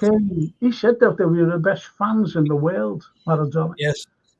He says, and I'm a Liverpool fan now. I'm a Liverpool supporter. What a team. You could hear it in the dressing room. Yeah. Absolutely brilliant. And Redbird, the problem is people with money will pay it, but for the average fan, it's too expensive. There was lads and girls from all the way from Tokyo last week to see Enzo play, and he wasn't even on the bench, but they didn't mind because they came to a club that Enzo, they're all big Enzo fans, they're all big Enzo, they love Enzo because he's captain of Japan. Huge. And he said, well, we don't mind, we've seen the club that he plays for. There you go. Yeah. That's a good one, though, actually. Brian says, $3,000 to watch your match with your family. The people's game, eh? Not the people's game anymore. No. And Brian says, man of the match, Gattuso's face at full time. But I've got to say this, Gattuso, io parlo molto lingua italiano molto bene. I was following a TV station, I think it was a week later. Rai Uno when he used to, and he was being interviewed. And he said, our fans, unbelievable. Unbelievable. And he said, if you come from 3-0 down and you go on to win it, you deserve to win it. We deserve to lose that. And that's what he said. So he was very praiseful for the team, Liverpool, and for the fans. I can't believe that was 19 years ago, Frank. I can't believe it was 19 years ago. To me, it's like yesterday being there with my son and in that glorious, glorious evening in Istanbul. Yeah, I didn't know this. Soulboy, Gattuso touched the cup at the start of the big. He did. He did. Big mistake. Wow. He did. To know that. That's fantastic. That's fantastic. He's the only one that touched it when he ran out. Wow. Yeah. Well, Brian says he did, but coming out of half time. Did he touch it at half time? Yeah, it's not out at half time. I thought it was. Brian might be right, but I thought it was when the teams came out. I seen it at the beginning. I think it was at the beginning. They're looking down and they pass it. The both teams on either side of it. Yeah, because they showed that film when they sang "In My Life." With Sean Connery. Yeah. After the game. Yeah. Fancy getting them to do that. Sean Connery. To do the narration. Fantastic. Sean Connery. I like my small. I used to be able to do them as well. I can't do them anymore. My voice is gone. I can't do me Dean Martin act either. My voice. Anyway, Neil Broderick, around 10 years ago, through my works and incentive bonus, I organised a VIP trip to Anfield for 10 lads, 150 a head, meal and drink package. My works paid the bill up front 6 weeks before the game. All the tickets were delivered to my address. Excited, I opened them, and it was chicken curry in the Sandon before the match. 10 tickets, upper centenary, and a coffee and a biscuit after the game. Back in the Sandon, we jibbed the coffee and got off into town. Yeah. You expect more, don't you? That's do. 10 years ago, by the way. Yeah, you expect a lot more than that, really, for £150. Cost a lot more now as well. Yeah. And as Brian says, I remember it being it. But like you say, it's 19 years ago. Yeah. 19 years. Yeah, no, it's unbelievable. Jesus, I had my own colour hair then. You know what I mean? I'm not dyeing my hair anymore. I'm not dyeing it grey anymore. I've got a great picture of me and my son at the end, Yeah. Yeah, right at the end of the game, jumping up and down. If somebody caught us perfect. I've got it framed. It's a fabulous photograph. Do you know, I've got to give credit to Sky, because when I got home, I was watching it all from the night before, and it was brilliant. The crowds, St. George's Plateau, it was unbelievable. It was. You know, going around the town, coming down from the airport right down into town, going around. So beautiful, the fans. And I always remember one banner. And these lads, a couple of lads, who was holding it, right? They must have got the sheet. They must have got the sheet off the bed and tied it to their 2 poles or whatever they were. I'm just painted on. We had a pole in our goal. Yeah, used to sing that, didn't it? Big pole in our goal. We had a pole in our goal. The white sheet with black paint. They must have just painted it on. Let's get down there, Unbelievable. So everything resonates, and I just. Happy days, Frank. Yeah. The match, Liverpool exploded. Yeah, there's been a few of them. I just. Pregnant with that son. It's just lovely. It's just lovely. And my ex was pregnant with our son when it was when it was Istanbul. Isn't that, you can't like. But it's like anything. It's not only Istanbul, is it, as well? It's the likes of the Barca game. Yeah. And they came here, George, didn't they? George, never really spoke about that. Like when I thought we were the better side, by the way, in Barca, when we played them. I thought we were the better their side, right? And at the new camp.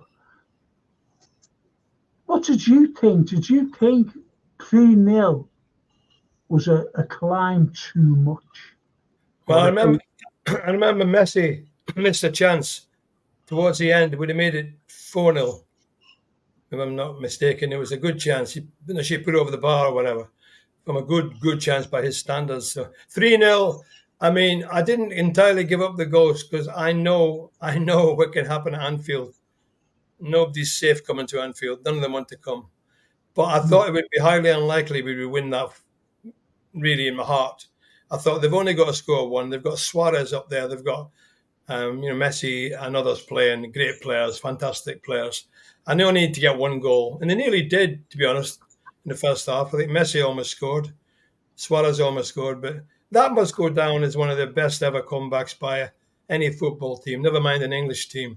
To beat Barcelona 4-0, knowing you can't afford to lose a goal over 90 minutes, is a stunning performance by any standards. And that corner that Trent took was just genius. It's just unbelievable. When Origi put it in the net, and you could see the Barcelona players completely stunned, and that picture of Messi in the centre circle, like a little boy, lost. And Suarez. And in the background, all the fans. Background, all our boys cheering and jumping up and down. And, it was great. I mean, who was it played on the left wing? The little fella. He crossed the ball for the header. Oh, for Liverpool. Shaqiri. Who? Shaqiri, yeah. Yes. When Shaqiri got the ball, he switched it in the middle for that equaliser and bang, header. And away he ran and jumped up in the air. It was great football, wasn't it? Great night. It was unbelievable. And, when you look at things like that and you go back, and to me, do you know the way you have a feeling, if we get a goal, a quick goal, we can put them under pressure. Because, as I said, George, we were the better side then at Barca. We did. We played well. And with the crowd as well, it was unbelievable. The noise, it was deafening. And, when Origi got that first, we had belief. Yeah. We can do this. And then I always wanted Ginny to play, from the start. But when he came on at half time, and changed the whole complex of the game and scored two in 6 minutes. A minute. It was within a couple of minutes, wasn't it, when he scored? Yeah. Yeah, and Salah didn't play, did he? Salah didn't play. No. I heard Bobby. He was injured. On the bench. He was injured. No, they weren't even on the bench. They were injured, weren't they? But they were down there, nevertheless. That header by Wijnaldum was fantastic, right in the top corner. And he ran and he leapt in the air like It was unbelievable, that header. Yeah. And when he ran on to, with the ball, past Stay, whatever his name is, bang, 3-2. And the header, 3-3. Yeah. And then the corner. LFC TV commentary by Steve Hunter and John Aldridge was absolutely fantastic. Yeah. It was seen by about 50 million people online. That was incredible, wasn't it? So that's a game. I'll tell you another fantastic game. I was in the stands. I was in the main stand and looking at this bloody game. And it was when we played Arsenal in the quarters, Champions League. And we drew, didn't we, down there, 1-1. What did we? Yeah, forget it anyway. But down there, was it 1-1 we drew? And we got them up here. And then we went 1-0 ahead. Did we go 1-0 ahead? I forget now. But anyway, but I'm talking about the last 6 minutes. We were up 2-1. Yeah. 2-1 we were up. And they were up, sorry. And this fella sitting next to me, I said, we can get an equaliser, don't give up.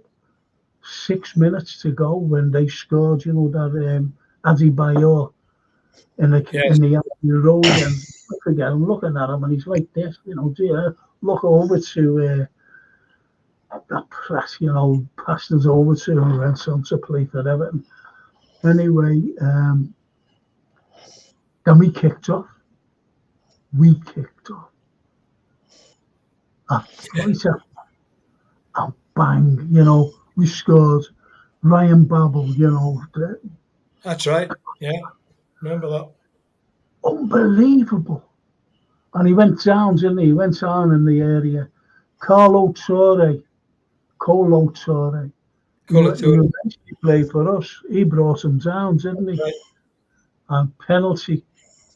And that fellow went "You're right, aren't you?" And I looked at him and went, "What do you mean I'm right?" He said, "You said we could equalise." And we penalty. And me and him, we were like that, fingers in our ears, eyes closed. And, the roar went up, we went like that. And the fella said, "What colour was it? What colour? What was it?" I said, "I don't know. I had my eyes closed." He said, "Something like." I said, "No, that man from that." And then when Jake Cout, they had a free kick. And I always remember Fabregas bringing it right up from where it should have been taken from. Yeah. Right up about 10 yards, and he took it. When Jake Cout just hoofed it up, Ryan Babel ran onto it. 6 minutes to go and we were out that cup. Yeah, that's right. 6 minutes. And we won 4-2. Yeah. How many times have we done that? I mean, how many times have we done that over the years? Even this season, how many times have we come from a losing position and go on to win the game? George, it's been phenomenal. It really has. I said to you the other day, Frank, didn't I? I said, like on stream, like my favourite ever goal was Torres against Arsenal. Fuck Allah. Yeah, that was a good goal. There've been so many of them. Yeah. And the one against Blackburn. Hard to choose. Blackburn? Yeah, Torres, when he, on the corner. Oh, that was an incredible goal. That was one of the best goals that ever. Yeah. And he had it back to the goal and he chested it. And Thinking, now that was an unbelievable goal. Let's go through these, then we'll finish. Lee Wizkid only mentioned that because it seems like 5 minutes ago. That's the Istanbul. But of course, my lad's grown up now. They all grow up. Barcelona was European football at its best. Pure. Absolutely. It was actually. It was.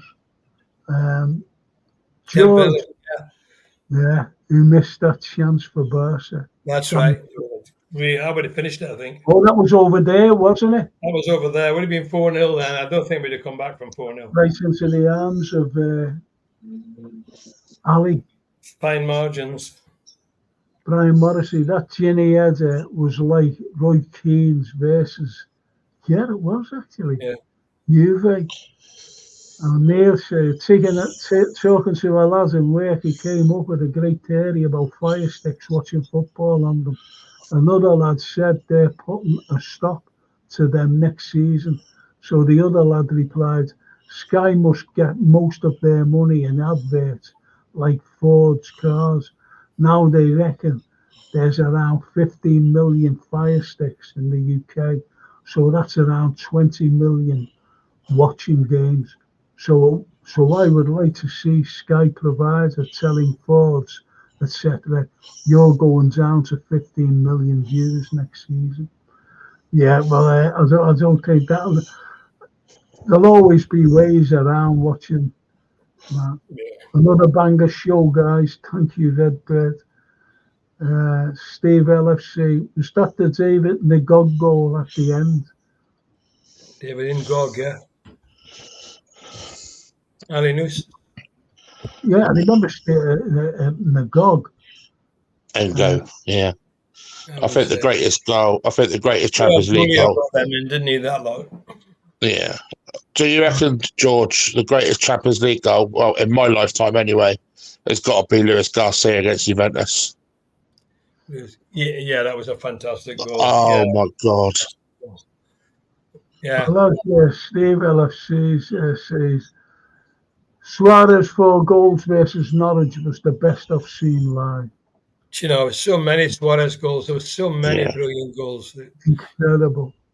Torres was the perfect 9 at his peak. Unstoppable. Yeah, I agree. I thought Torres was one of our greatest legends. I really do, because he was a legend. Quick, Some of the stuff was absolutely amazing. And Chris Tix, Montenegro lad. That goal from Torres, I was in a Belgian pub on my own, and I jumped about 6 foot in the air, turned and smashed it past the goalkeeper on the top corner. The barman didn't know what was going on. And Mari's here. Oh, that's nice. She's been on before. And here's our girls from Leeds. They're all from a Leeds. Cheerleaders. Fantastic. Master Like, hope you're all well. Thank you, girls. Really nice of you, honestly. And Chris says, Stevie versus Olympia. What a hit, son. What a hit. Yeah. And do you know the Everton fans totally took an instant dislike to Andy Gray after that. Totally. Yeah, because he was a big star, wasn't he? What a hit, son. And, you know, they took an instant dislike.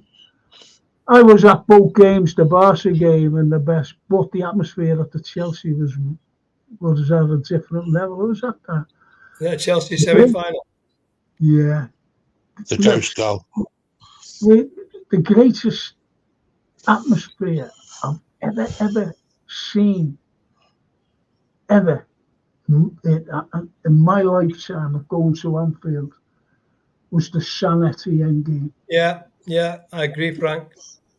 Oh, when Xabi Fairclough put that thing in. Honestly, it was frightening. You could feel the court moving. You could feel it bouncing. Concrete. I've got goosebumps now. Goosebumps, honestly. You know, you could feel it was all around you. It was thick with it. It was frightening. Yeah. It was frightening. Don't forget, everybody was standing then. Yes. In the cup. We were. It was. And when the final whistle went, do you know what Jimmy Case said to me on LFC TV when we were coming out, going over for a drink? Do you know what he said to me? What? I didn't realise we won that game. I thought we were still out of it. You know the San Etienne game? It was a fantastic game. He said, I thought we got beat. I said, didn't you hear all of it? He said, no, I'm dead. He's dead.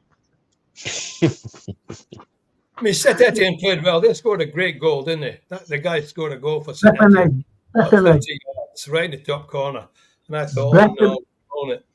And then I was right behind that, George. I was right behind that as he hit that. Hell of a goal. It swerved, you know. It was like that. It did. It swerved. Yeah, fast, Clemo. And as Tommy Smith said, he said we couldn't care less about, not talking about the San Etienne game, he said we couldn't care less about them. No one could beat Ray Clemens from 30 yards out. Yeah. And I said, what about Bethany? He did it. That was a special shot. Shut up, he said to me. I said, okay. Levert. You know, it's when you love our fans. Look at this. Steve LFC. Could you imagine Suarez, Torres, and Salah as the? Imagine that. Wish you could. Imagine that. Win the league every year.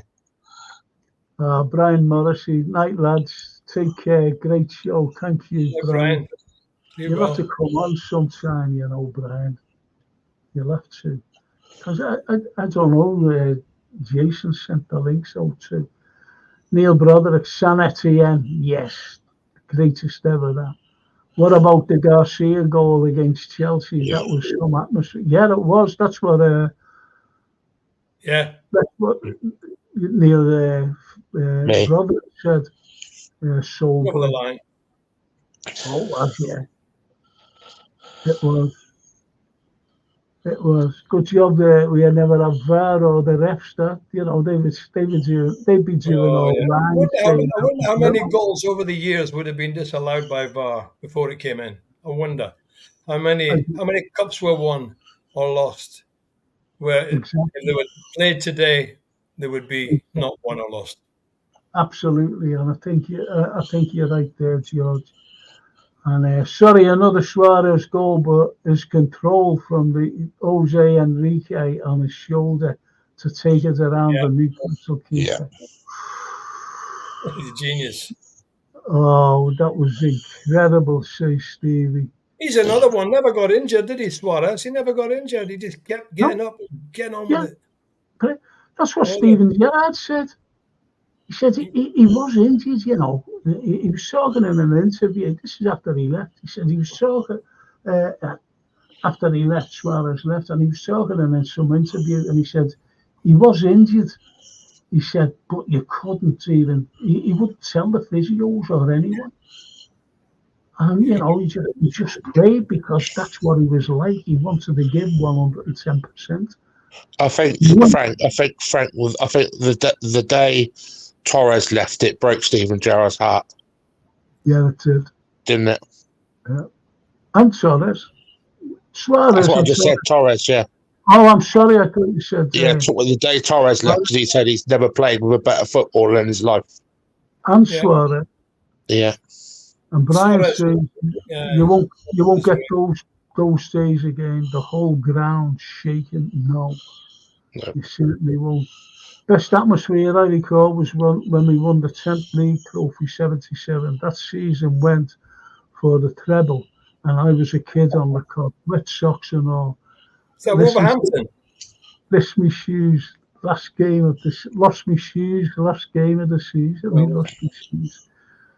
My Uncle Bernie took me and our kid to San Etienne. I was 11, he was 13, says Neil.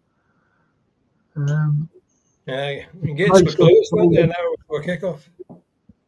Well, yeah. And Brian Morrissey, the price of progress. That's what we're paying for now. With Torres, Mo and Suarez in a five-a-side, just play Arthur and me at the back. Shanks joke. Yeah, that was when Jim Furnell and Tommy Lawrence were injured. And, the reporter said to Bill, he said, you've got a couple of problems in goal, haven't you, Bill, with Tommy and being injured and Jim being injured. And Shangley said, we could play Arthur Askey in goal and still win the league. Did he say that? He said that to him in an interview, yeah. Play Arthur Askey in goal, son. Still win the league.